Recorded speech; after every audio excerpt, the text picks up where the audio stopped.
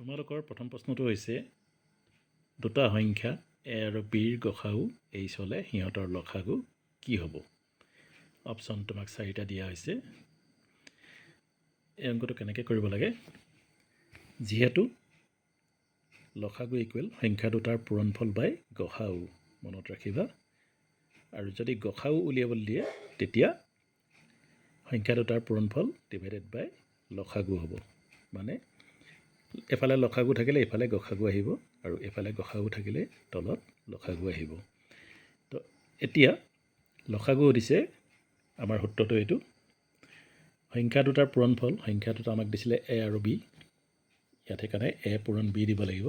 আৰু গসাগু দিছিলে আমাক এইচ বুলি দিছিলে, তো মই এ বি বাই এইচ লিখিলোঁ। উত্তৰটো হ'ব A B by H, option C.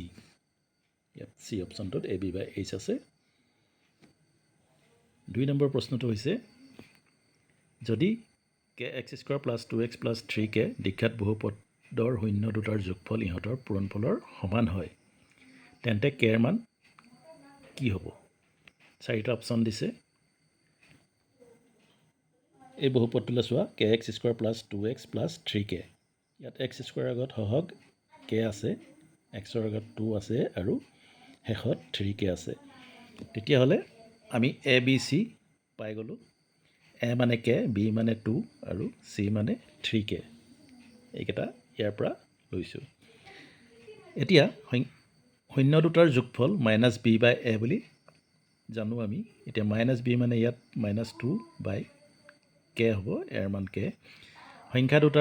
শূন্য দুটাৰ পূৰণফল চি বাই এ, তো ইয়াত চি মানে আছে 3k, ওপৰত 3k লিখিলোঁ আৰু তলত কে লিখিলোঁ। কে কেঞ্চেল হৈ থাকিলে আমি পালোঁ 3। তো প্ৰশ্নপণে কি কৈছিলে? প্ৰশ্নত কৈছিলে যে ইহঁতৰ পূৰণফলৰ সমান হয়, যোগফল আৰু পূৰণফল সমান।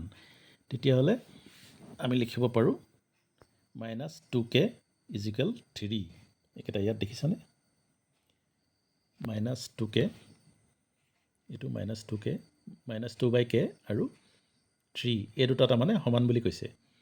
তো এতিয়া মই লিখিব পাৰোঁ -2 বাই k = 3। এতিয়া কেৰ মানটো মোক লাগে। কেটো যদি মই এইফালে লৈ আহোঁ, 3টো তললৈ গুচি যাব, তাৰমানে k = -2 বাই 3 হ'ব। তো উত্তৰ এইটো অপশ্যনত ডিত আছে। হয়। আৰু এটা অংক আছিলে, তলৰ বাস্তৱ সংখ্যাবোৰৰ কোনটো নিৰৱধি পৌনঃপুনিক? প্ৰথমটো দিছে √3, তাৰপিছত পাই। √3 হ'ব নোৱাৰে, ই এটা অপৰিমেয় সংখ্যা। পাই হ'ব নোৱাৰে, অপৰিমেয় সংখ্যা। বাকী ভগ্নাংশ থাকিলে দুটা, চি আৰু ডি, 1/7 আৰু 13/125।